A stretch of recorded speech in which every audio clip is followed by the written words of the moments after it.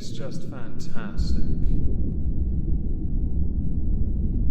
Hello everyone, welcome back to Omegon 2 Electric Boogaloo. Today we are going to be discussing a topic I would never put on my main channel because I am remarkably ignorant on the subject of religion. It concerns more notably Islam, and disclaimer now, I was raised not knowing religion or atheism or agnosticism. My views on religion are remarkably apathetic. I do not care what you, the individual, believes, as long as you are not trying to push your beliefs onto me. I have always preferred to hold a level of skepticism for most things. Religion, though, no. I just don't care for it in the slightest. So if I at any point during this video seem ignorant of the plight of your respective faith, do remind yourselves, Omegon does not care. Omegon isn't here to debate the pros and cons, the merits, the validity of anything religious. I'm here to poke fun at people who have done a silly because they've shown their own ignorance for something that I'm continually told is open and welcoming,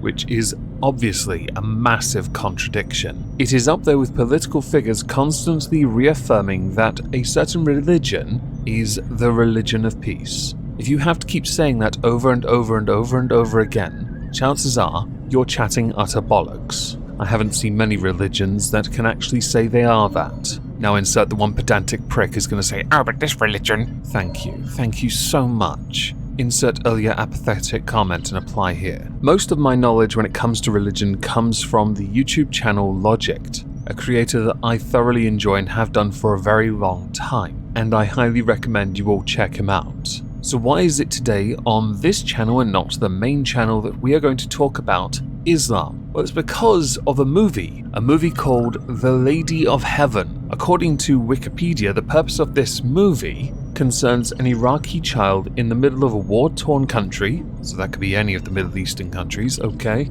After losing his mother, finds himself a new home with an elderly woman who tells him the story of Fatima, the daughter of Muhammad. You know, the man who you cannot depict. You know, the guy Tom Cruise tried to steal's mojo, so he couldn't be mocked, because you can't mock Muhammad. You can't depict him either. In fact, you can't say anything ill about Muhammad. It's quite, interesting, really. You can tell Muhammad would never have been a YouTuber, certainly not a commentary channel. I do wonder if say, hypothetically, a person like Muhammad existed in current year, whether they would be akin to that of Steve Shives on Twitter, or Sean Head on Twitter when you criticize her and just block everyone. Anyway, back to the movie. This movie had actually billed itself as the first movie on the life of the historical figure Fatima, during and after the era of the Islamic prophet Muhammad. For me, this kind of movie is important, as it teaches people about history. Others would say, well, you can't do that because we have to use the teachings to educate us. Defer to our respective clerics, perhaps, to make sure that those that follow one's teachings are given the correct interpretation of those aforementioned teachings. I think, as an outsider, that this could well educate those who are not involved in the faith on this subject matter, but also make it so that it is a more palatable interpretation. Movies are a fantastic way of passing off information. They really are. And so Eli King, who's directed this, Sheikh Al-Habib, who has written this, and others involved that produced, are just trying to pass on something that is educational. And to prove that point, in order to respect certain perspectives within the faith of Islam itself, depicting sentient beings for one, all holy figures were portrayed by light and cinematic effects, as opposed to being portrayed by an actor or a single individual. So what happened? Well, on the 3rd of June 2022, the film was released,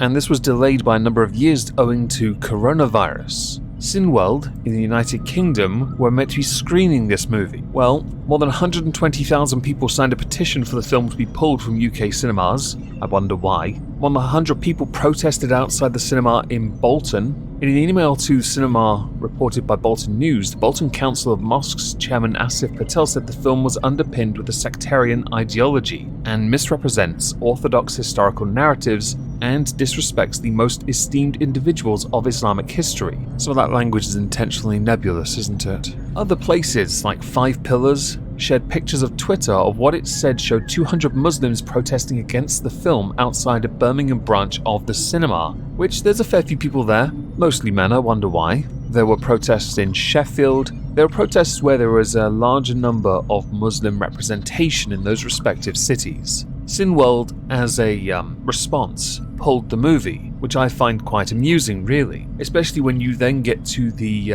reception, the reviews for this movie. The majority of them give it out of 5, 2, maybe 3 at a push, but most concede without additional knowledge of the faith, you're always going to struggle. Some did point out there's a little historical inaccuracy when you cast white English actresses in Iraqi areas. It made very little sense, of course. The dreaded white scourge can't exist there, and if you want to try and make something historically accurate, you're always going to have difficulties, especially if there are different interpretations of that faith. It's always going to be a problem, isn't it? And it amuses me because it's just a movie, it costs $15 million to make, and the reviews themselves hardly portray it as something stellar. Is it offensive? That's subjective. Is there a chance of a sequel? I don't know, I guess it depends on if Dumbledore died in this one or not. Now, before people go out of their way to get all offended about a movie, why don't you go and look at the critics' reviews first? Now, I know for a lot of people that are very passionate about something, they themselves want to react